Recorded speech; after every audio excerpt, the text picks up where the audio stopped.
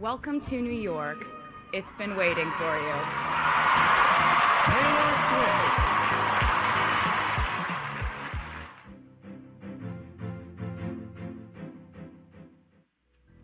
In your life, you will inevitably misspeak, trust the wrong person, underreact, overreact, hurt the people who didn't deserve it, overthink, not think at all, self-sabotage, create a reality where only your experience exists, ruin perfectly good moments for yourself and others, deny any wrongdoing, not take the steps to make it right, feel very guilty, let the guilt eat at you, hit rock bottom, finally address the pain you caused, try to do better next time, rinse, repeat.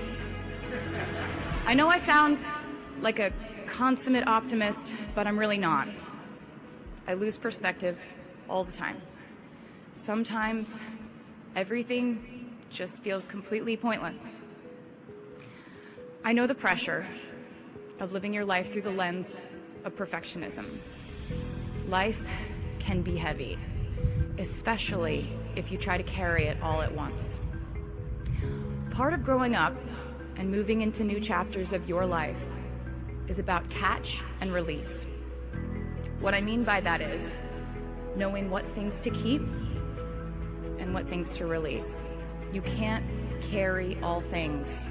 Decide what is yours to hold and let the rest go. How will you know what the right choice is in these crucial moments? You won't. How do I give advice to this many people about their life choices? I won't. The scary news is you're on your own now. But the cool news is you're on your own now.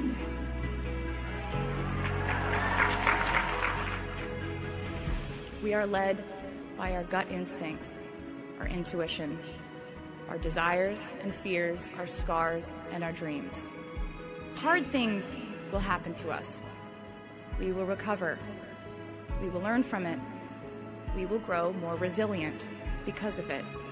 And as long as we are fortunate enough to be breathing, we will breathe in, breathe through, breathe deep, and breathe out. We're doing this together, so let's just keep dancing like we're the class of 22.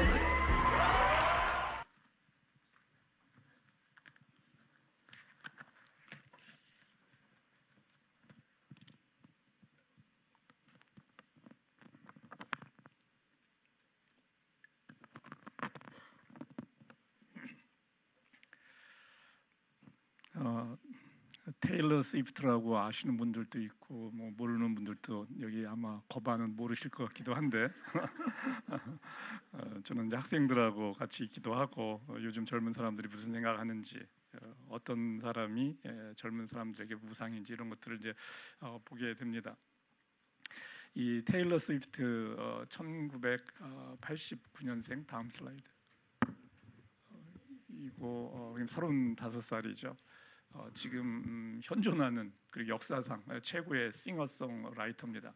가수인데 자기의 모든 앨범의 곡들을 자기가 직접 쓰고 관여를 하는 거죠. 17살에 이제 데뷔를 했고 지금은 이제 17년, 18년 정도 지금 활동을 하고 있고 1년에 이제 공연 수익이 1조 원 이상이 돼요. 엔터테인먼트를 해서 자기가 이렇게 만들 수 있는 사람은 지금까지 전무후무한 사람입니다. 이 테일러 스위프트가 이제 뉴욕 유니버시티에서 이제 명예 박사 학위를 받을 때 이제 자기가 학위를 받으면서 또 이렇게 이제 졸업식 축사를 하는 거를 했고요. 이제 싱어송라이터니까 자기가 모든 것을 이제 곡을 쓰니까 글에도 굉장한 재주가 있는 거죠. 이 보면은 연설하는 거 보면은 한 30분 가까이 되는데 원고를 안 보고 자기가 그냥 연설을 합니다. 그만큼 이제 뛰어나다는 거죠. 2023년 올해의 인물로 타임지에서 선정을 했는데 엔터테인먼트를 하는 사람 중에 이렇게 단독으로 간 것은 처음이에요. 타임지에서 그만큼 이 테일러 스위프트가 어떤 존재인지를 나타내는 겁니다. 그래미 앨범상을 이제 4번이나 이제 수상을 했어요. 우리의 인생은 그러니까 이 테일러 스위프트가 아주 잘하고 있고 말을 잘했어요. 그리고 이 테일러 스위프트가 이제 기독교인입니다. 전혀 이 기독교적 색채를 보여주지는 않지만은 생각들이 이제 거기에 녹아 있겠죠. 무엇을 우리가 그 붙잡고 이제 무엇을 놔줘야 될 거냐, 그런 것을 이제 우리의 삶 속에서 끊임없이 이제 선택해 나가야 된다. 그리고 우리의 선택은 완벽할 수가 없다. 그렇지만 이제 그것을 통해서 우리는 자라나는 것이다라고 그렇게 이야기를 합니다. 그 2억 장 이상의 앨범을 판매했고, 하여튼 그 우리의 삶 중심에 무엇이 있어야 되는지를 테일러 스위프트가 하여튼 생각해 보게 합니다. 그래서 오늘 영상을 잠깐 봤고요. 우리는 우리의 삶의 중심에 내가 있기를 원합니다. 삶의 중심에 내가 있기를 원해요. 그것이 이 세상 가운데 드러날 때 멋있게 보이기 때문에 그렇죠. 끊임없이 우리는 또 선택해가고 그러면서 자신의 존재감을 드러내고 싶어합니다. 이 자신이 이끌어가는 인생, 이러한 가운데 그러면 우리는 이 신앙이라는 크리스찬이라는 테두리에서는 어떻게 우리의 삶을 이끌고 가야 되는가라는 것을 오늘 이야기를 하려고 합니다. 하나님은 오늘 이제 성경 말씀을 이제 그 사무엘 상을 통해서 우리 보게 되는데, 하나님은 이스라엘의 첫 번째 왕이었던 이제 사울 왕에게 이제 실망을 하고 이제 그를 버리기로 합니다. 지난달 설교하고 조금 이제 이어지는 내용입니다. 이 선지자 사무엘을 이제 보내서 이새의 아들 8명이 있는데 이제 그 중에 한 명을 왕으로 이제 삼고자 합니다. 이 사무엘, 선지자 사무엘은 이제 큰 키에 준수하게 생긴 첫 아들 엘리압이 마음에 들었어요. 그래서 이제 그에게 기름을 부어서 앞으로 왕으로 삼으려고 하는데 하나님이 사무엘을 막죠. 그러면서 이 이새의 아들 한 명 한 명을 다 보게 됩니다. 그리고 이제 마지막 8번째가 없죠. 7가지 봤는데 7명을 다 봤는데 거기에 마음에 드는 사람이 없는 거예요, 하나님의. 그래서 한 명의 아들이 더 있다는 것을 이제 알게 되고 그를 불러오라고 이제 사무엘이 이야기하는 거죠. 오늘 사무엘상 16장 7절인데 한번 같이 읽어보겠습니다. 너는 그의 준수한 겉모습과 큰 키만을 보아서는 안 된다. 그는 내가 세운 사람이 아니다. 나는 사람이 판단하는 것처럼 그렇게 판단하지는 않는다. 사람은 겉모습을 따라 판단하지만 나 주는 중심을 본다. 바로 이 사람이다. 어서 그에게 기름을 부어라 라고 이야기를 합니다. 8번째 아들 이제 다윗에게 그래서 이제 기름을 붓고 이제 왕으로 인정을 받지만 실제 왕이 되는 것은 13년, 그리고 진짜 이스라엘의 왕이 되는 것은 20년 후에 이제 이스라엘의 왕이 됩니다. 17살 소년 다윗, 이 하나님에 대한 생각과 행동이 사실 다른 사람은 알 수가 없는데 하나님은 봤죠. 그것이 마음에 들었던 것 같습니다. 하나님은 이 다윗의 중심에서 뭔가를 봤어요. 그런데 이제 검증되지 않은 것들이 많습니다. 여하튼 다윗의 중심 가운데 있는 무엇이 있는데 그것을 하나님은 보셨고 그것이 앞으로 드러나기를 원하십니다. 오늘 첫 번째 질문입니다. 이것은 오늘은 역시 이제 김용일 형제한테 또 묻겠어요. 이 다윗의 중심 가운데에서 하나님은 뭘 본 건가라는 겁니다. 이 중심에 무엇이 있길래 하나님은 그것을 보신 건가라는 질문입니다.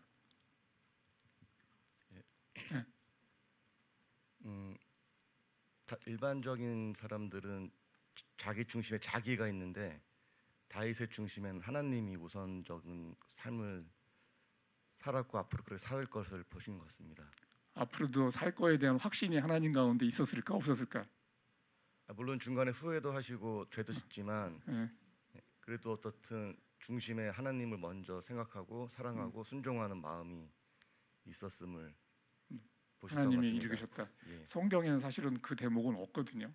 그러니까 왜냐하면 양치기 하면서 들판에 있는데 그 어떻게 양을 쳤는지에 대한 장면은 나오죠.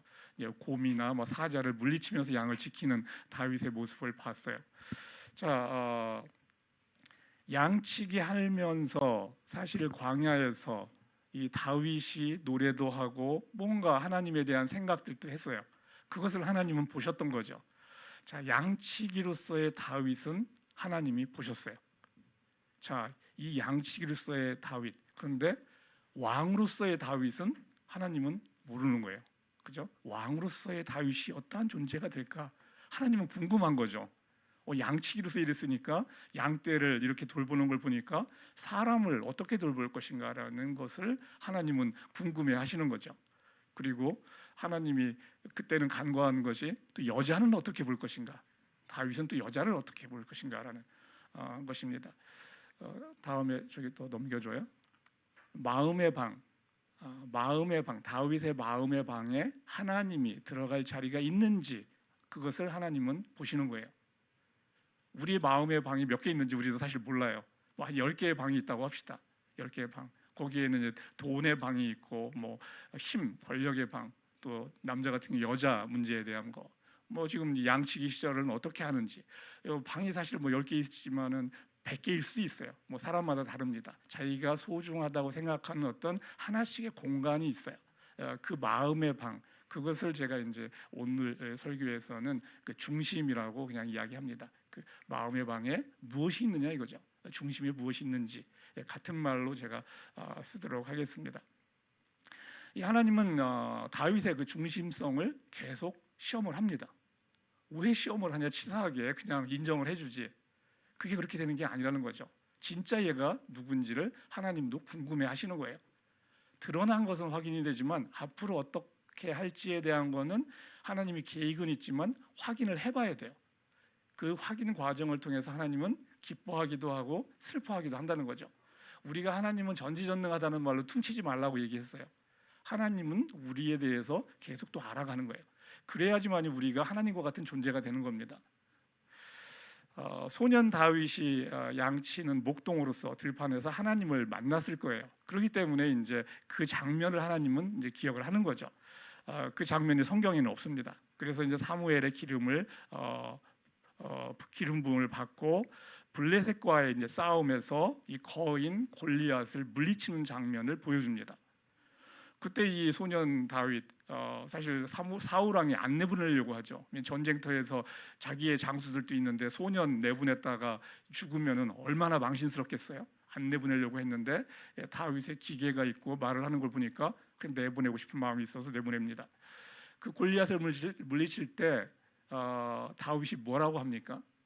나는 내가 모욕하는 이스라엘 군대의 하나님 곧 만군의 주님의 이름을 의지하여 너에게로 나왔다. 이거는 누가 시킨 말이 아니거든요. 그 들판에서 자기 양치기 하면서 그 곰을 물리치면서 사자를 물리치면서 양을 지키면서 그때 하나님을 의지하면서 그걸 하고, 그리고 지난번에 얘기했듯이 다윗은 골리앗을 봤을 때 스스로도 자신이 있었어요. 그러니까 하나님만을 의지하는 건 아니라는 거죠. 이미 사자와 곰을 물리친 많은 경험이 있었고, 그러니까 돌멩이 딱 5개 들고 하나 가지고 안 맞으면은 두 번째 쓰려고 5개를 들고 가는 거예요. 그런 준비하는 다윗을 볼 수가 있다는 거죠. 이미 광야에서 곰을 다루는 기술을 갖고 있다는 얘기죠. 그러니까 이 다윗이 보기에 골리앗은 그냥 한 마리 곰같이 보이는 거예요. 다들 쫄아 있지만 다윗은 그렇게 보고 나간다는 거죠. 그리고 또 하나님까지 있으니 뭐 두려울 게 없는 거죠. 이게 중심성을 하나님이 보신 장면이라는 거죠. 또 이 장면은 하나님이 계획한 장면이 아닌데 이 다윗이 하는 말들을 통해서 하나님이 기뻐하는 거죠. 이게 진짜 양들을 다룰 때와 지금 이 골리앗을 볼 때 이런 상황 속에서 그 모습을 잘 보는 거죠. 그 후에 이제 다윗은 사울 왕의 시기를 받아서 그 다음 왕이 다윗이 될 것인데 그것은 자기의 권력이 사라지는 건데 어떻게 시기하지 않을 수 있겠어요? 그 시기를 받아서 이제 13년간을 쫓겨다닙니다. 연수의 기약 없이 쫓겨다니는 거예요. 이게 몇 년 동안 쫓겨다녀서 해결되는 문제가 될지 알 수가 없어요. 이 쫓겨다니는 과정 가운데 사울 왕을 2번 죽일 기회가 있습니다. 사울 왕을 2번 죽일 기회가 있어요. 자기가 어차피 왕이 될 거고 사울이 죽어야 될 거니까 어차피 내가 죽여야 되는 거 아닌가라는 생각이 들 수 있어요. 그런데 다윗은 사울 왕을 직접 죽이지 않습니다. 뭐라고 하냐면 죽일 기회가 있을 때 그를 죽여서는 안 된다. 그 어느 누구든지 주님께서 기름 부어 세우신 자를 죽였다가는 벌을 면하지 못한다라는 말을 하는 거예요. 다윗의 중심성 속에 있었던 것을 또 한 번 드러내는 거죠. 그리고 또 계속 쫓겨당겨요. 나 이러다 사울에게 죽겠구나라고 생각도 해요. 나 이러다 죽는구나라고 생각을 하면서 쫓겨다녀요. 그런데 기회가 왔을 때 그 힘을 쓰지 않습니다. 자기에게 기회가 왔을 때 힘을 쓰지 않아요. 그 힘이 있었는데 안 써요. 그때는 사울 왕이 블레셋과의 전쟁 중에 죽습니다. 그때가 다윗의 나이 30세. 그리고 이제 다윗은 유다 지파의 왕이 됩니다. 이스라엘에 12지파가 있는데 한 지파의 왕이 되고, 그리고 7년이 지나서 이제 37살에 이스라엘 전체의 왕이 됩니다. 그리고 이제 53세 왕이 되고 나서 한 16년이 지나서 이 자신에게 충성하는 충신 우리야의 아내를 또 마음에 들어해서 간통을 하고 그 우리야를 죽입니다. 아주 교활하게 죽이는 거죠. 이 우리야를 죽이는 과정 가운데 요압이 등장합니다. 요압은 그 다윗에게 있어서 넘버원 장수였어요. 넘버원 장수였는데 요압과 공모해서 치밀하게 우리야를 죽입니다. 중심성에서 이탈하는 다윗을 보여주는 거죠. 여자 문제에 있어서 실족하는 것을 보여주는 거예요. 이 또 다른 방이죠. 또 다른 방에서 지금 다윗은 전혀 점검되지 않은 방에서 다윗은 또 이제 점검을 받는 건데 여기에서 일탈을 하는 거죠. 이 일로 하나님은 크게 진노를 합니다. 다윗, 네가 나를 무시했다라고까지 해요. 하나님이 사람에게 네가 나를 무시했다라고 한다는 표현은 엄청난 표현인 거예요. 그만큼 이 다윗과의 관계가 점점 더 친밀해진다는 얘기죠. 그 벌로서 다윗 집안에 이제 칼부림이 끊이지 않게 됩니다. 다윗이 죽는 날까지 다윗의 집안에 칼부림이 끝나질 않아요. 죄값에 대해서 다윗은 혹독하게 치릅니다. 혹독하게 치러요. 자, 이때 이제 다윗과 공모해서 이 우리야를 죽일 때 요압이 나오게 되는데, 요압이란 인물이 이제 오늘 사실은 키포인트입니다. 요압이란 인물이 오늘의 또 키포인트예요. 다윗과 요압을 대비시켜서 이야기를 하려는 겁니다. 요압이라는 사람의 그 이름은 뭐냐면 이제 히브리 말이니까 여호와께서는 아버지시다. 뭐 당연한 말이에요. 여호와께서는 아버지시다. 자기의 이름값대로 사는 사람 별로 없어요. 그죠? 자기 이름값대로 사는 사람 별로 없어요. 자기 이름값대로만 살면은 대단한 인물이 되는 겁니다. 제 이름이 뭐 세웅인데 인간 세자에 영웅 웅자를 쓰는 거거든요. 인간 세계의 영웅이라는 거죠. 그러니까 뭐 말이 안 되는 건 아니기만 하지만은 여하튼 그런 길로 제가 나가지도 않았잖아요. 근데 그러니까 저희 아버지가 그렇게 이름을 지어 주신 거죠. 하여튼 이 중요한 사건에 이 요압이 등장하는데 이 요압은 다윗이 왕이 되는데 1등 공신이에요. 다윗의 이복 여동생 스루야인데, 스루야가 여자 이름인데 이제 스루야의 아들이니까 다윗에겐 조카가 됩니다. 이 요압은 정치적 야망이 크고 결단력이 있는 용맹스러운 유다 지파의 이제 장수였습니다. 이스라엘 군대 장관이 되기 때문에 사실은 이제 다윗에 이은 이스라엘의 2인자입니다. 이 다윗의 아들 압살롬이 이제 다윗의 인생 후반에 이제 반란을 일으킵니다. 그때 이제 다윗은 자기 아들 압살롬을 죽이지 말라고 해요. 죽이지 말라고 합니다. 그런데 요압은 명령을 어기고 죽입니다. 다윗이 이에 화가 나가지고 그 요압을 군대 장관에서 낮춰서 내리려고 하니까 내리려고 이제 아마사를 이제 그 군대 장관으로 임명합니다. 이 아마사마저도 요압이 제거를 해버립니다. 자신의 정적을 제거하는 거죠. 압살롬도 자기에게는 정적과 같은 그런 의미가 있을 수도 있고 압살롬의 반대편에 섰기 때문에 나중에 후환이 있을 수도 있기 때문에 죽일 수도 있어요. 자, 이렇게 이제 또 시간이 흘러가는데 다윗의 시간이 흘러가는데 다윗은 70살까지 이제 이스라엘의 왕이 되어서 다스리는데 67세 죽기 3년 전에 이제 다윗 말년이죠. 요압에게 이스라엘의 인구를 조사하라고 시킵니다. 요압은 하나님이 원치 않는다고 반대합니다. 하지만 이 다윗을 설득시킬 수가 없었기 때문에 인구 조사를 합니다. 인구 조사의 목적은 이스라엘의 군사력이 얼마나 되는지를 알고 싶어서였어요. 자, 다윗이 왕이 된 지 30년이 지났어요. 지금 37살에 이스라엘 전체의 왕이 됐는데 아직도 이스라엘의 이 병사가 얼마나 되는지를 다 확인을 못했다는 거죠. 확인할 수 없었다는 거죠. 그리고 이제 말년에 한번 확인을 해보려고 하는 건데, 이 인구조사 환경 속에서, 상황 속에서 이 다윗과 요압의 모습을 이제 오늘 보면서 이 중심성이라는 것이 어떻게 동작하는지를 보려고 합니다. 사무엘하 24장 1절부터 24장 1절부터 17절까지 교대로 읽겠습니다. 주님께서 다시 이스라엘에게 진노하셔서 백성을 치시려고 다윗을 부추기셨다. 너는 이스라엘과 유다의 인구를 조사하여라. 그래서 왕은 데리고 있는 군사령관 요압에게 지시하였다. 어서 단에서 브엘사바에 이르기까지 이스라엘의 모든 지파를 두루 다니며 인구를 조사하여서 이 백성의 수를 나에게 알려주시오. 그러나 요압이 왕에게 말하였다. 임금님의 주 하나님이 이 백성을 지금보다 100배나 더 불어나게 하여 주셔서 높으신 임금님께서 친히 그것을 보게 되시기를 바랍니다.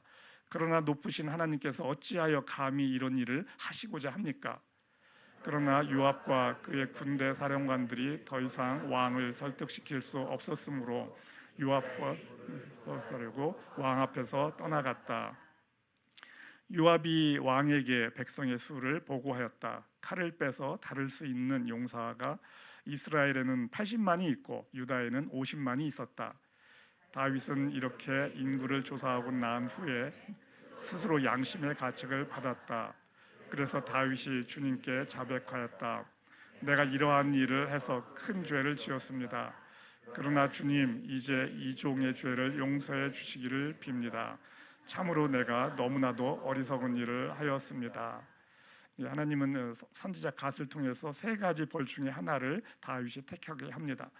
임금님의 나라에 7배 동안 흉년이 들게 하는 것이 좋겠습니까? 아니면 임금님께서 왕의 목숨을 노리고 있는 쫓아다니는 원수들을 피하여 3달 동안 도망을 다니는 것이 좋겠습니까? 아니면 임금님의 나라에 사흘 동안 전염병이 퍼지는 것이 좋겠습니까? 다음 페이지. 다윗이 가드에게 대답하였다. 괴롭기가 그지없습니다. 그래도 주님은 자비가 많으신 분이니 차라리 우리가 주님의 손에 벌을 받겠습니다. 사람의 손에 벌을 받고 싶지 않습니다.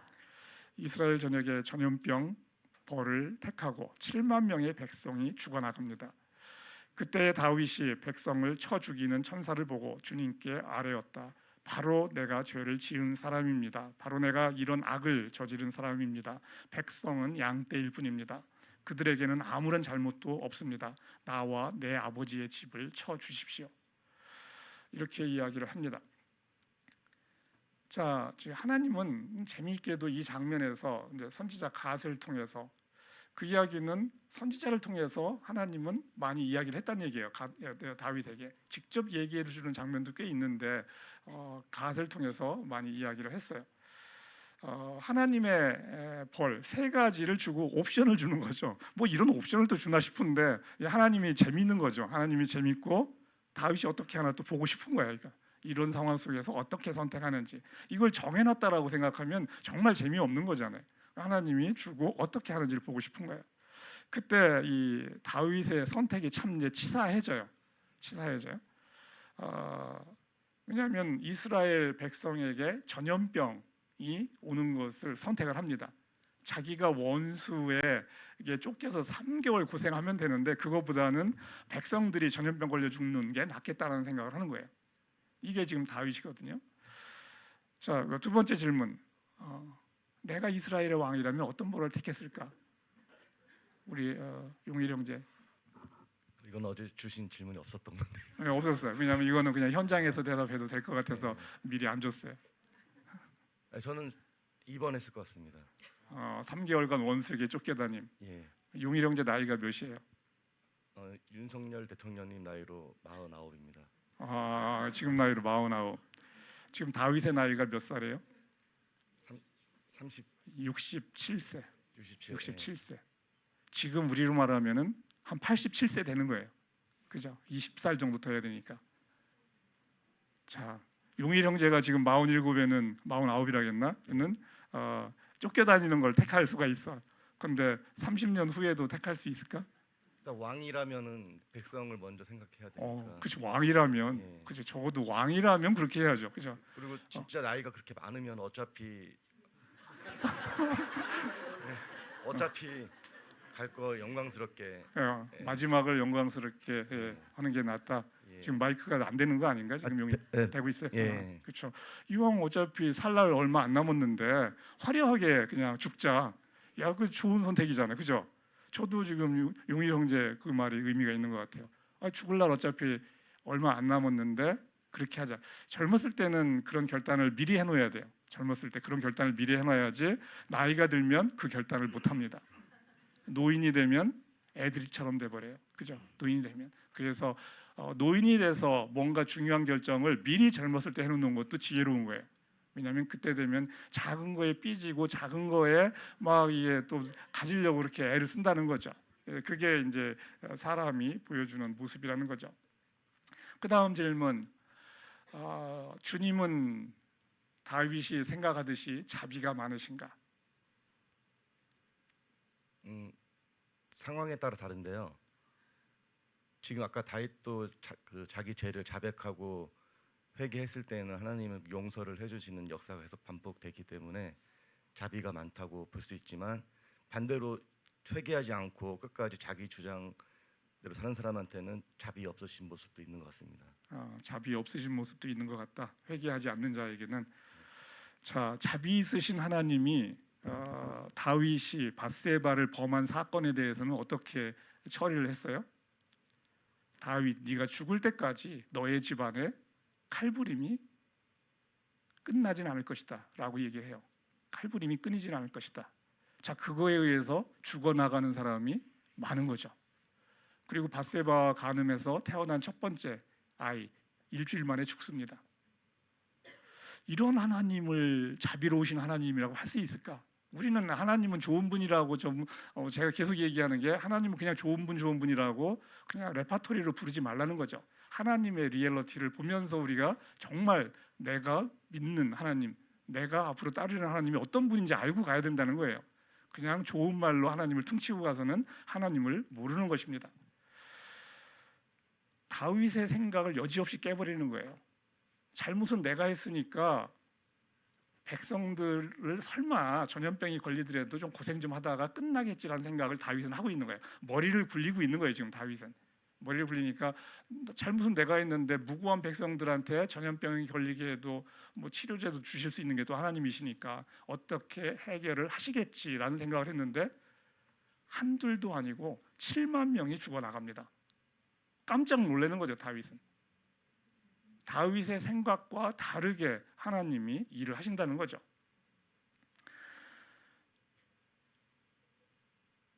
오늘 그 읽은 성경의 본문에서 보게 되면은 주님께서 다시 이스라엘에게 1절에서 이렇게 얘기해요. 이스라엘에게 진노하셔서 백성을 치시려고, 뜬금없이 갑자기 이 대목이 들어와요.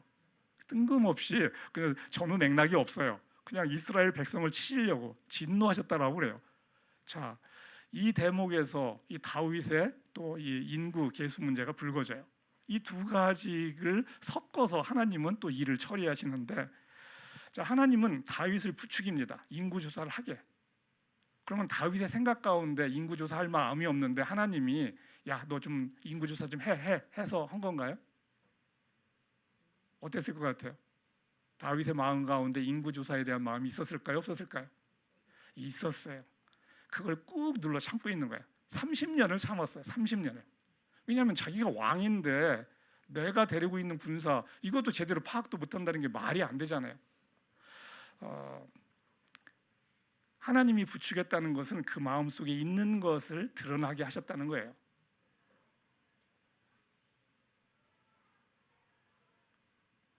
이스라엘 백성이 잘못한 것들이 그동안에 있었어요. 그것에 대해서 지금 하나님은 화가 나 있어요. 지금 그것이 막 첫 페이지에 나왔는데 무슨 잘못을 저질렀는지는 알 수 없어요. 화가 나 있었고 이스라엘 백성을 벌주고 싶어요. 다윗의 이 죄와 이스라엘의 이 백성들의 죄를 묶어서 지금 하나님은 처리를 하시는 거죠. 이스라엘 백성에게 벌 주기 위해서 다윗의 죄를 또 사용해요. 그리고 다윗의 욕망을 또 드러나게 해요. 없는 것을 만드는 것은 아니에요. 있는 것을 그때그때 드러나게 한다는 거죠. 하나님이 치사하게 뭘 그렇게까지 하나 싶은데 이것도 하나님의 일하는 방식이에요. 하나님의 일하는 방식이에요. 그냥 이건 이거고 저건 저거지 왜 그걸 또 묶어서 하실까라고 하지만 하나님의 일하는 방식입니다. 다윗은 왕이 된 지 30년이 지났어요. 여태까지 인구조사를 안 했다는 것이 신기합니다. 다윗은 고난당할 때는 하나님을 믿고 따랐습니다. 왕으로서 30년이 흘렀어요. 자신의 권력이 어느 정도인지 확인을 하고 싶어요. 권력이 어느 정도인지 확인하고 싶어요. 그렇다고 해서 그걸 함부로 쓰겠다는 것도 아니잖아요. 그냥 확인만 하겠다는 게 다윗이에요. 참다 인구조사를 한 거죠. 다윗이 하나님의 뜻을 몰랐습니까? 몰랐을까요? 알았을까요? 인구조사를 하기 전에 알았어요. 요압도 알았어요. 다른 장수들도 다 압니다. 다윗도 알았어요. 그런데 그 순간에 여하튼 이제 30년이나 왕이 됐는데 지났는데 한번 하고 싶은 거죠. 인구조사를 한 다윗에게 하나님이 화를 내시는 거죠. 진노하시는 거예요. 하나님만으로 만족하지 못하는 다윗에게 하나님이 화가 나는 겁니다.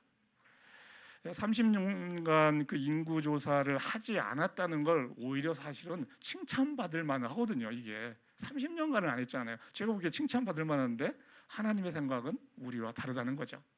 왜 그럴까요? 왜 하나님의 생각이 다를까? 하나님은 다윗을 완전히 소유하고 싶은 겁니다. 다윗을 완전히 소유하고 싶은 거예요. 다윗의 마음속에 하나님이 보기에 다윗이 의지할 만한 다른 것들이 있는 것을 원치 않는 거예요. 하나님이 질투한다는 거죠. 다윗의 마음속에 다른 것이 있는 것을 하나님은 견딜 수가 없는 거예요. 그래서 그렇게 진노를 하는 것을 보여주는 거죠. 이 다윗과 하나님이 사랑의 관계에 깊이 있음을 보여주는 모습이에요. 양치기 시절 다윗은 그 마음 중심에 하나님이 있었어요. 그것을 하나님이 눈여겨봤고 그리고 그 중심성을 계속 테스트합니다. 다른 방, 이 방은 어떻고 저 방은 어떻고 다 지금 하나님은 보시는 거예요. 계속 테스트 받으면서 다윗은 자라납니다. 밧세바하고 간통하면서 그의 남편을 죽일 때 하나님의 중심성에서 벗어났고 그 여자에 대한 다윗의 그 처리하는 방식, 그 여자의 방이 있는데 그것을 하나님은 그것을 통해서 본 거죠. 그리고 인구조사를 통해서 다윗이 힘을 갖고 있을 때 어떻게 처리하는지를 또 한번 또 확인을 해본 거죠. 하나님한테 벌을 받고 다윗은 또 다시 중심을 잡습니다. 그러면 그 전에 그 밧세바 사건과 이번 인구조사 사건 이 두 가지 사건에서 다른 것은 무엇일까라는 생각을 해보게 돼요. 다른 것이 무엇일까? 밧세바와의 간통 사건에서는 다윗이 스스로 깨달았나요? 못 깨달았나요? 스스로 깨달았어요? 밧세바와 간통을 하고 우리아 죽이고 내가 잘못했다 깨달았습니까? 깨닫지 못했어요. 선지자 나단이 와서 비유를 들어서 설명하자 그때 깨닫는 거죠. 나단 선지자를 통해서 죄가 드러났어요. 그런데 인구조사에서는 어땠어요? 다윗이 인구조사 보고를 받자마자 하나님께 내가 죄를 저질렀구나라는 것을 그냥 스스로 자백을 해요. 스스로 자백을 합니다. 잘못을 곧바로 깨닫는다는 거죠. 그만큼 하나님에 대한 것이 더 이 인식이 그만큼 빠르다는 거죠. 센싱이 더 잘 된다는 거예요. 그 전보다. 그 전에는 죄 가운데 계속 묻혀 있었는데 여자 문제에 있어서는 적어도 그런데 이 문제에 있어서는 바로 자기가 센싱을 합니다. 그래서 내가 이러한 일을 해서 큰 죄를 지었습니다. 하나님이 말하기 전에 이야기를 합니다. 이 종의 죄를 용서해 주시기를 빕니다. 참으로 내가 어리석은 일을 하였습니다. 죄를 짓자마자 하나님께 바로 자수를 한 거죠. 자, 그러면 하나님이 용서해 줄 만도 한데 여지없습니다. 하나님이 벌을 세게 받았고 그리고 7만 명의 이스라엘 백성들이 죽어나갑니다. 다윗의 중심성은 다시 또 회복이 된 거죠. 이 장면에서 오히려 요압이란 인물은 중심성이 있어 보여요. 그죠? 요압이란 인물은 다윗을 브레이크를 겁니다. 오히려 중심성이 있어 보여요. 인구조사 하지 말라고 막 설득을 하거든요. 그런데 다윗이 말을 안 들어서 할 수 없이 인구조사를 나갑니다.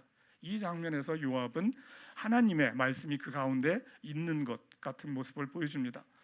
사무엘하 24장 3절에서 이렇게 이야기해요. 다윗이 얘기가 아니고 이것은 이제 다윗이 인구조사를 지시하자 요압이 이야기하는 겁니다. 한번 같이 읽겠습니다.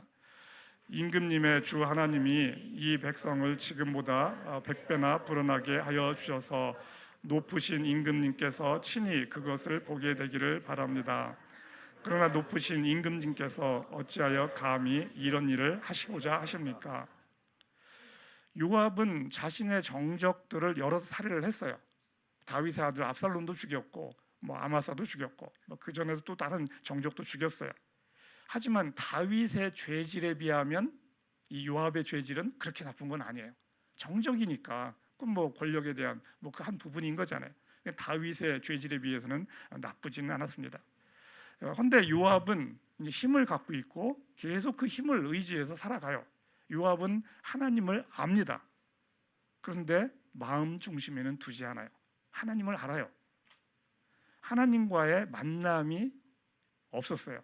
그리고 그 만남이 있었어도 자신의 그 마음 중심에 들 만큼 만남은 아닌 거예요. 스쳐 지나가는 만남도 많잖아요. 그런 만남이라는 거죠. 다윗을 통해서 하나님이 어떤 분인지 요압은 압니다. 그런데 그것을 마음 중심에 담지를 않는다는 거죠. 하나님과의 인격적 만남이 없으니까 죄를 뉘우치고 돌아올 하나님도 없어요. 요압은 죄를 뉘우치지 않거든요. 그리고 하나님이 벌도 안 줘요. 그냥 가만 놔둬요. 그냥 지 생각대로 살게 놔두는 겁니다. 지 생각대로 살게 놔둬요. 그러니까 하나님은 굳이 얘를 벌할 이유도 없어요. 자기 자식이어야지 벌을 주는데 얘는 그냥 지가 생각하는 대로 계속 살아가니까 하나님이 들어갈 틈이 없는 겁니다. 이 요압은 하나님의 말씀을 알기도 하죠. 하지만 자신에게 이익이 될 때 선택적으로 하나님의 말씀을 듣습니다. 선택적으로 들어요. 자기에게 합당하면 들어요. 아니면 안 듣습니다. 이런 사람이 사실은 교회 안에 대부분을 차지하고 있어요. 교회 안에 있는 대부분의 사람들은 사실 이런 신앙생활을 한다는 거죠. 마음에 들 때 듣고 아닐 때는 밀어내고 라는 거죠. 힘을 갖는다는 것은 사실 위험한 겁니다. 우리는 힘을 원해요. 그리고 힘을 가져보지 않았기 때문에 힘이 주는 위험성을 알지 못합니다. 사람이 세상을 살면서 경험하는 문제들 중에 가장 대표적인 이제 세 가지 문제를 리차드 포스터 같은 사람은 이렇게 이야기합니다. 돈, 여자, 권력, 힘 이렇게 이야기를 해요. 이 문제 세 가지만 했지만 사실 어떤 사람은 여러 가지가 더 있을 수 있어요. 대표적으로 그렇다는 얘기죠. 이 문제에 대해서 어떻게 대응하느냐가 또 우리의 믿음 수준을 나타냅니다. 저 같은 경우에는 삼국지 이런 걸 하도 세게 읽어가지고 여자 조심하면 내 인생에 큰 어려움은 없겠다라고 생각을 했어요. 왜냐하면 거기 삼국지에서 보면 여자 이거 잘못해가지고 죽는 애가 한둘이 아니거든요. 그러니까 여자는 조심해야 된다. 이게 저의 속에는 있어요. 그래서 제가 서울대 교수를 부임한 후에도 여학생을 제가 한동안 안 받았어요. 아예. 왜냐하면 제가 서울대 부임한 게 32살이거든요. 그러니까 내 속에 무슨 생각일지 나도 모르는 거죠. 그러니까 피하는 게 상책이다. 근데 어느 날 어느 여학생이 와서 이 랩에서는 여학생이 안 받는다면서요 하고 저한테 찾아온 거예요. 그게 공식화되면 큰일 나죠. 그래서 아니다라고 그냥 하고 받았어요. 아니다. 안 받을 때는 제 학생들 남학생들끼리 내가 물어봤어요. 그러니까 여학생이 있는 게 불편하다 이거예요. 랩에서 막 이제 옷도 막 걸어 입고 한 것들이 이제 신경 쓰이 학생들의 동의가 있었기 때문에 제가 안 받은 거였거든요. 그런데 여학생이 그 소문을 듣고 와서 물어볼 때는 제가 그렇게 답할 수가 없는 거죠. 여하튼 그렇다고 해서 제가 그럼 여자 문제가 다 해결됐냐? 그냥 그 상황에서는 그렇다는 얘기예요. 그거는 알 수가 없는 거예요. 알 수가 없습니다. 어느 수준의 문제냐에 또 달라요. 같은 문제도 돈의 문제, 여자 문제도 이게 어느 정도의 강도냐에 따라서 우리가 무너지느냐 안 무너지느냐가 다르다는 거죠. 돈의 문제도 1,000만 원의 문제는 해결됐는데 그렇다고 해서 10억짜리 문제가 해결된 건 아니에요. 알 수가 없다는 거예요. 그래서 우리 내면에 있는 방들은 끊임없이 체크를 받기 전에는 사실 알 수가 없어요. 내가 누구인지를 나도 모른다는 얘기예요. 힘이 없어서 아무것도 할 수 없는 시험이 있죠. 힘 없어서 아무것도 할 수 없는 시험. 자신의 존재감이 없어서 자신이 한심하게 여겨지는 거예요. 세상에 많은 사람은 이 가운데 살죠. 그냥 당하는 거죠. 힘이 없으니까, 존재감이 없으니까 하나님을 원망할 수도 있고 뭐 그러면서 여튼 살아갑니다. 그런데 어려운 시험은 힘이 있는데 힘을 쓰지 않는 것이에요. 힘이 있는데 힘을 쓰지 않는 것. 힘이 자신의 욕망을 나타내기 때문입니다. 힘이 있지만 힘을 쓰지 않음으로써 자신의 중심성이 드러나죠. 하나님은 이 중심성을 보십니다. 요압은 다윗 왕국 세우는데 귀하게 쓰임 받았죠. 다윗의 인구조사 지시를 거부하는 좋은 모습도 보였어요. 하지만 지속적으로 자신의 힘을 자신의 야망을 위해서 씁니다. 자신의 정치적 입지를 강화하기 위해서 힘을 쓰죠. 그런데 하나님은 요압의 죄를 묻지 않습니다. 그냥 둡니다. 그냥 살아가게 놔둬요. 요압에게는 그 하나님을 둘 마음의 방이 없거든요. 하나님이 그 안에 들어가 있지 않으니 하나님도 징계를 할 이유를 느끼지 못하는 거죠. 하나님을 알았지만 끝까지 자신의 생각대로 자신의 힘을 사용하는 것이 요압이었어요. 이 요압은 다윗이 죽을 때 유언으로 솔로몬이 제거하도록 합니다. 그래서 솔로몬 때 죽임을 당하죠. 다윗은 이 힘의 문제, 여자 문제를 고스란히 드러냅니다. 이 드러난 죄가 드러난 순간 변명하지 않고 하나님 앞에 죄를 고백하고 돌이킵니다. 그리고 다윗의 꿈은 뭐냐면 모든 일을 주님과 의논하면서 지내는 것이에요. 다윗의 소원이에요. 그게 시편에 다윗 내 한 가지 소원을 그렇게 얘기해요. 모든 일을 하나님과 의논하면서. 그런데 항상 그렇게 살지는 못합니다. 소원이라는 것은 항상 그렇게 하기는 어렵다는 얘기예요. 그러니까 소원을 하는 거죠. 다윗은 실수하고 죄를 범하면서 자라납니다. 그리고 다윗은 하나님의 마음에 합한 자라는 칭찬을 듣게 되는 거죠. 하나님과의 관계에서 나오는 중심성의 힘이 다윗에게는 있었습니다. 마음의 방, 다윗의 마음의 방에 하나님이 들어갈 자리가 있었다는 거죠. 아이러니컬하게 다윗은 죄를 통해서 더 성장합니다. 아이러니컬한 거예요. 다윗의 하나님에 대한 사랑이 왕으로서의 자신의 체면보다 컸습니다. 이 중심성의 힘은 테스트를 받으면서 커집니다. 다윗의 죄가 다윗을 무너뜨리지 못합니다. 하나님을 더 깊이 알아가는 거죠. 이 중심성이 주는 힘이에요.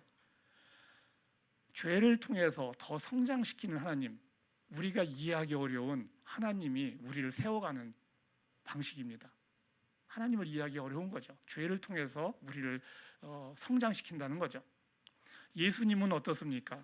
예수님은 힘을 갖고 있었지만 힘을 쓰지 않습니다. 6월절 마지막 만찬 후 이제 대제사장이 보낸 사람들과 로마 병사들이 이제 예수를 붙잡으러 왔을 때 베드로가 칼을 뽑아들고 대제사장의 귀를 내리쳐서 자릅니다. 잘랐어요. 마태복음 26장인데 예수께서 베드로에게 말씀하십니다. 내 칼을 도로 꽂아라. 너희는 내가 나의 아버지께 당장에 12군단 이상의 천사들을 내 곁에 세워주시기를 청할 수 있다고 생각하지 않느냐. 그러나 그렇게 되면 이런 일이 반드시 일어나야 한다고 한 성경 말씀이 어떻게 이루어지겠느냐. 이 제자들의 기대와 달리 힘을 쓰지 않는 예수님, 이것에 실망해서 제자들은 모두 예수를 버리고 달아납니다. 힘이 있는데 안 쓰니까 실망하는 거죠. 이 결정적인 순간에 힘을 써야 되는데 안 쓰시는 거예요. 천사 군단을 불러서 로마 병사들을 물리칠 수 있지만 힘을 사용하지 않습니다. 예수님은 아무것도 자기 마음대로 하지 않습니다. 예수님의 마음 중심에 하나님으로 가득 차 있기 때문에 모든 방이 하나님으로 차 있기 때문에 마음대로 하지 않는 거예요. 예수님의 3년간의 공생애 동안 완전한 하나님 중심의 삶이 무엇인지를 우리에게 보여주세요. 완전한 하나님의 중심의 삶이 무엇인가를 예수님이 보여줬습니다. 힘이 있는데 힘을 쓰지 않아요. 그리고 또 힘을 쓰지 않아도 될 때는 또 힘을 쓰시기도 해요. 그러니까 자의로 일하시는데 하나님의 뜻이 그 가운데 있는 거죠. 우리는 결국은 중심성 싸움을 끊임없이 합니다. 이 마음의 방에 주인을 누구로 할 것인가? 내가 주인인가? 하나님이 주인인가? 이것을 끊임없이 싸우게 됩니다. 내가 주인이면 이 소유적 삶, 제가 2월에 이제 설교한 주제가 소유냐 존재냐 설교를 했었는데 같은 맥락입니다. 결국은 내가 주인이 되면 소유적 삶을 살아가게 되고 타인의 욕망을 욕망하는 삶을 살아가게 돼요. 자신이 주도하는 삶이니까 멋있어 보입니다. 화려하죠. 하나님이 주인이면 이 끌려가는 삶 같이 보이는 거죠. 세상이 보기에 불쌍해 보일 수 있어요. 세상이 보기에 불쌍해 보일 수 있어요.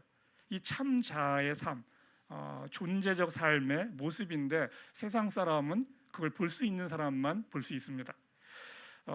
내가 주인이면 나의 죄가 드러날 때, 나의 거짓이 드러날 때 또 다른 죄로 덮습니다. 또 다른 거짓으로 덮어요. 하나님이 내 인생의 주인이면 죄와 거짓이 드러나면 인정하고 다시 시작합니다. 그리고 죄와 실수를 통해서 더 큰 성숙으로 나아갑니다. 이게 하나님이 주인인 된 그런 삶을 보여주는 거죠. 누구를 주인으로 할지 우리는 스스로 선택할 수 있어요. 아까 테일러 스위프트도 얘기한 You are on your own now라는 말, 이것이 우리에게도 여전히 유효하다는 거죠. 하나님은 내가 결정하는 순간에 함께 하기를 원합니다. 나의 모든 마음의 방에 하나님이 들어올 수 있는 그 자리가 있기를 원하세요. 나의 모든 마음의 방에 하나님이 들어오기를 원하신다는 거죠. 우리가 하나님과 모든 것을 의논하기를 원하십니다. 함께하자는 하나님의 초청을 받아들일지 내 혼자 힘으로 살아갈지 우리는 계속 선택해야 합니다. 하나님은 우리에게 혼자가 아니라고 이야기합니다. 사실 힘 있는 사람에게는 혼자 하는 게 훨씬 재미도 있고 폼도 납니다. 힘 있는 사람에게는 하나님이 함께하자는 것이 거리적거리는 거예요. 아주 귀찮거든요. 왜냐하면 내 생각대로 못하니까. 하나님을 옆에 둔다는 거는 짜증날 때 많습니다. 참지 않아야 될 때 참아야 되고 뭐 해야 될 때 하지 못하고 이런 게 한둘이 아니에요. 이제 하나님을 어떻게 보면 달고 사는 거죠. 이 산다는 불편함, 이 하나님과 함께하는 불편함을 노력해 보신 분들은 알 거예요. 내가 생각할 때 하나님은 또 일도 안 하세요. 내가 원할 때 일 안 하십니다. 근데 내가 원하지 않을 땐 또 일하세요. 그래서 알 수 없어요. 그러니까 힘든 거죠. 소유적 삶이 주는 성취감이 사라지기 때문에 이 힘 있는 사람에게는 하나님과 함께하는 삶 멋이 없어요. 예수님은 요한복음 16장에서 이렇게 이야기합니다. 한번 같이 읽겠습니다. 보아라, 너희가 나를 혼자 버려두고 제각기 자기 집으로 흩어져 갈 때가 올 것이다. 그런데 아버지께서 나와 함께 계시니 나는 혼자 있는 것이 아니다. 내가 이것을 말한 것은 너희가 내 안에서 평화를 얻게 하려는 것이다. 너희가 세상에서 환난을 당할 것이다. 그러나 용기를 내어라. 내가 세상을 이겼다. 내가 항상 너희와 함께한다. 이거는 그냥 제가 붙인 말입니다. 성경 말씀은 아니니까 그냥 참고를 하시도록 하고요.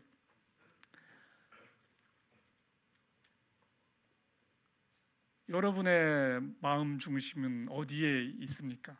여러분의 마음 중심은 어디에 있어요? 여러분의 마음 속에 여러 개의 방이 있어요. 그 방에 누가 있습니까? 나로 가득 차 있습니까? 아니면 하나님이 그 방에 들어오실 수 있는 그 자리가 있습니까? 라는 질문을 하고 있는 거죠. 나는 요압인가 다윗인가? 라는 질문을 하는 겁니다. 둘 다 탁월한 능력을 갖고 있었어요. 둘 다 탁월한 능력이 있었어요. 우리가 다윗을 흉내내고 싶어도 제한적이에요. 왜냐하면 다윗과 같은 능력이 없기 때문에 제한적입니다. 그렇지만 흉내내볼 수 있어요. 괜찮습니다. 다윗과 요압, 이 둘의 삶을 보면서 우리는 이제 우리의 삶을 어떻게 할지를 선택해야 되는 거죠. 그 두 사람의 삶 속에 있는 모습이 우리에게도 똑같은 성향이 있기 때문에 그러합니다. 우리도 힘을 갖고 힘을 쓰고 싶죠. 그리고 가진 힘으로 사람들의 인정을 받고 싶습니다. 이 교회 안에서라고 전혀 다르지 않습니다. 똑같아요. 교회 안에서도 인정받고 싶고 자신의 힘을 쓰고 싶고 뭐 이것이 전혀 세상과 다르지 않게 똑같이 있다는 거죠. 하나님을 믿는다 해도 하나님을 내 마음의 방, 내 중심에 두려는 내적 전투가 없다면 여전히 그 하나님은 들어서 아는 하나님이에요. 내가 내적 전투를 하면서 하나님께 그걸 의지적으로 내주기 전에는 결코 하나님이 들어올 수가 없어요. 이 소유적 삶인가 존재적 삶인가 그 차이, 결국은 중심성의 차이입니다. 누가 주인이냐 이거죠. 내 삶의 본질이 어디에 있어야 하는지 스스로 돌아봐야 된다는 거죠. 나의 모든 것이 주님의 것이다라고 고백할 때, 그때 전쟁이 끝납니다. 그때서야지 평화가 옵니다. 진리이신 하나님으로 삶의 중심이 잡히는 것이죠. 무엇을 붙잡고 무엇을 놓아야 하는가? 결국은 우리 마음속에 있는 여러 가지 방들이 있는데 무엇을 붙잡고 무엇을 놓아야 하는가? 우리가 처한 상황, 능력에 관계없이 우리는 우리 마음 중심에 무엇을 둘 것인지를 선택할 수가 있습니다.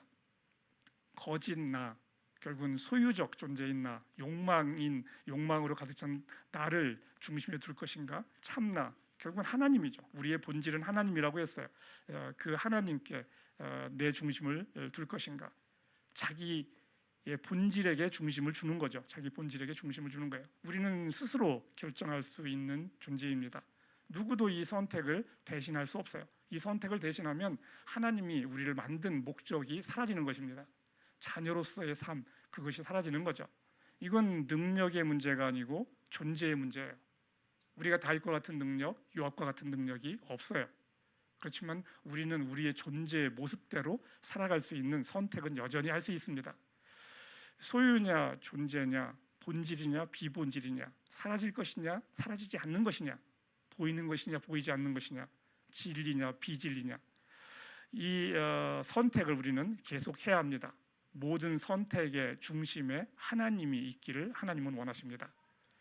이 참 자아에 따른 선택을 하는 것이 자기 자신을 위한 것이죠. 본질을 붙잡고 비본질을 놓아주는 겁니다. 진리가 함께하는 것이죠. 그러면 그것이 영원히 사는 삶이 되는 것입니다. 그냥 이어지는 것입니다. 우리가 이 땅에 살아가는 가운데 겪는 문제, 결국은 본질의 문제인가 미성숙의 문제인가 라는 걸로서 나누어 볼 수 있어요. 이 하나님을 우리가 받아들이고 함께 한다 해도 성숙은 바로 오지 않습니다.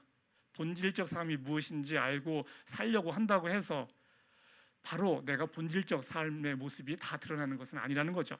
소유적 삶의 모습이 고스란히 여전히 습관적으로 우리 가운데 있었기 때문에 그것이 드러납니다. 그것에 대해서 자신을 너무 자책하거나 좌절할 필요는 없어요.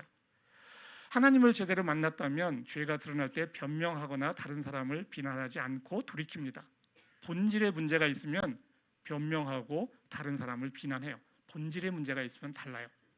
다른 사람을 비난하거나 변명을 합니다. 그러니까 자라나지 못하죠. 하나님을 아는 듯이 말합니다. 하지만 하나님을 알지 못합니다. 이런 사람은 돈이든 세상의 인정이든 자신의 희생에 대해서 보상을 요구합니다. 자신의 희생에 대해서 보상이 와야 돼요. 본질적인 삶으로 못 들어온 거죠. 본질이 없기 때문에 교회 안에서도 똑같습니다. 자신이 희생했으면 하나님이 뭔가 보답을 해줄 것이다. 그것을 요구한다는 거죠. 교회 안에서도 사람의 인정을 구합니다. 똑같아요. 다르지 않습니다.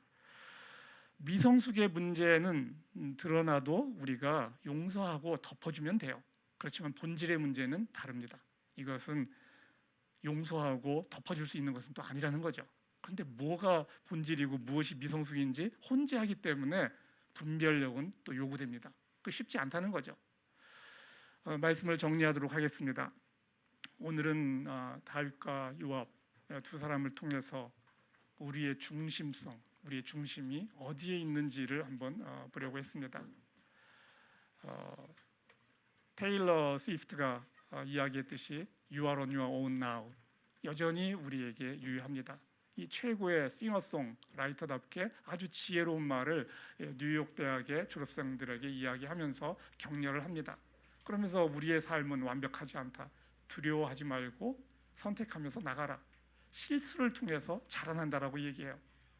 그런데 이 테일러 스위프트는 능력자예요. 이게 좀 다릅니다. 왜냐하면 능력자는 그런 실수를 통해서 자라날 수가 있는데 비능력자, 능력이 없으면 실수를 통해서 더 위축돼요. 더 위축돼. 더 숨어버려야 돼요. 더 숨어야 돼. 그게 테일러 스위프트가 아니라는 거죠. 여러분이 테일러 스위프트를 따라한다고 해서 테일러 스위프트가 되지는 못해요. 여러분은 여러분이라는 거예요. 여러분은 여러분이 있는 그대로를 하나님이 보시고 여러분이 있는 그대로를 부르신다는 거죠. 하나님을 마음 중심에 둬야 합니다. 마음 중심, 결국 마음의 방에 하나님을 드리는 것입니다. 무엇을 붙잡고 무엇을 내줘야 할지 우리의 삶은 선택의 연속입니다. 우리의 여러 개의 방들, 그 방들에 하나님은 다 들어올 자리가 있기를 원하세요. 그래서 우리를 속속들이 알기를 원하시고 우리를 속속들이 소유하기를 원하세요. 그래서 우리의 삶이 하나님 안에 있어서도 고달프게 여겨질 때가 많은 거예요. 그런데 그 방을 하나하나를 각계격파하다 보면은 재미가 있어요. 이 소유권을 하나님한테 넘겨가는 그 재미가 있다는 거죠. 거기에서 자유가 오거든요. 내 것인 줄 알고 내가 쓸 때 내가 늘 얽매였는데 하나님께 드리면 그때서야지 전쟁이 끝나고 자유가 오고 평화가 옵니다. 하나님을 중심에 둬도 여전히 우리는 실수와 죄를 합니다. 예전의 모습들이 있다는 거죠. 그러면서 우리는 죽어갑니다. 하나님과의 관계가 이러한 나를 붙들어줍니다. 하나님과의 관계를 회복시키시려고 이 땅에 오신 분이 예수님이에요. 예수님은 죄와 실수가 가득한 우리를 죽음에 이르지 죄와 실수가 가득한 우리가 죽음에 이르지 않는다라고 그것을 알려주려고 오셨죠. 내적 싸움을 두려워하지 말기 바랍니다. 하나님이 함께 하십니다. 하나님과 모든 일을 함께하는 것이 사실 두렵고 성가신 일이에요. 그런데 이것 없이는 나의 하나님이 되지 못합니다. 나의 하나님이 되지 못해요. 요압과 다윗 둘 다 힘센 자였습니다. 하나님을 의지하기가 어려웠어요. 그럼에도 다윗은 하나님을 마음 중심에 두었고 요압은 마음 중심에 두지 못했습니다.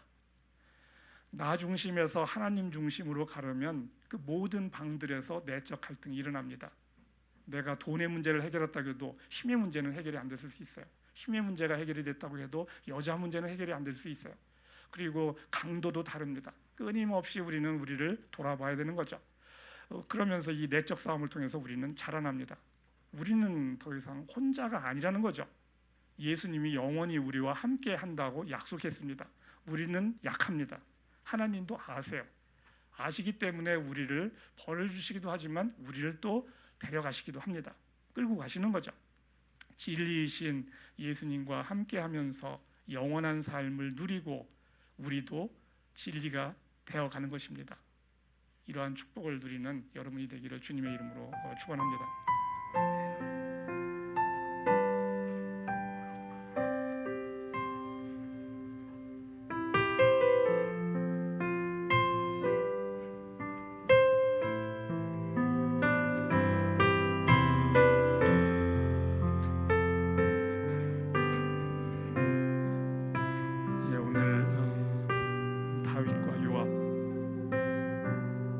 삶의 중심이, 내 마음의 중심이 어디에 있어야 되는지를 보여주는 이야기였습니다. 우리는 스스로 선택할 수 있어요. 여전히 스스로 선택할 수 있습니다. 우리는 연약하지만 그럼에도 우리는 스스로 선택할 수 있습니다. 그 선택의 중심에 하나님을 둔다면 그것이 축복이죠. 거기에 자유가 있습니다. 평안이 있습니다.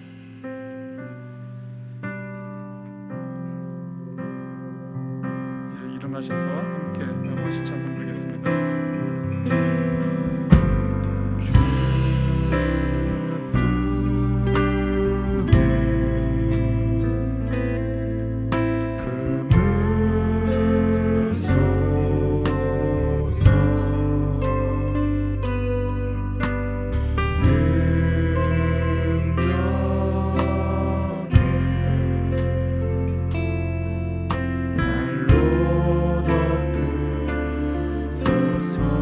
거친 판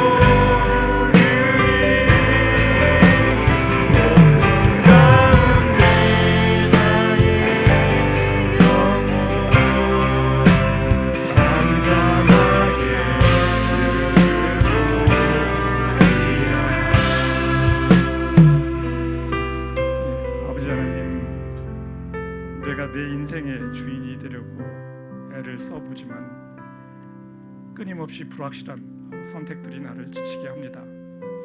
나는 점차 시들어가고 있습니다. 나의 모든 마음의 방 가운데 하나님이 있기를 원합니다.